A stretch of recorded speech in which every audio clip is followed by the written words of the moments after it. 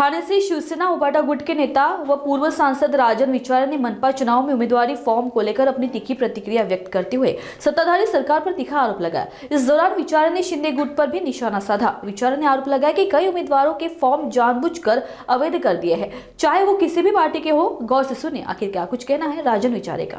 अख्ख्या महाराष्ट्रामध्ये निवडणुका कशा पद्धतीने चालल्या तुम्हाला जिवंत उदाहरण म्हणजे या ठाण्यामध्ये आणि या सत्तेचा गैरवापर करून अधिकाऱ्यांवरती दबाव आणून आज इथे धडधडीत पुरावे त्या ठिकाणी आपण दाखवलेले की 11 वाजता उमेदवारांनी त्या ठिकाणी यायचं होतं आणि जे काय कागदपत्र त्यातले राहिलेले असतील ते 11 वाजेपर्यंत हे करायचे।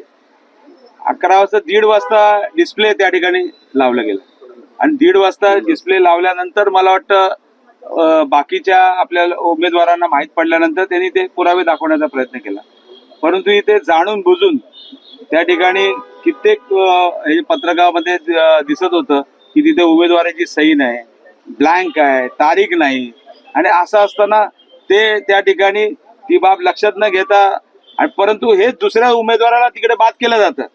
म्हणजे तुम्ही बघितलं असेल शिंदे गटातल्या जेवढे उमेदवार बंडखोर या ठिकाणी होते त्या बंडखोरांचे सर्व उमेदवार यांच्या साह्याने त्या ठिकाणी जाणून बुजून बाद केले होते।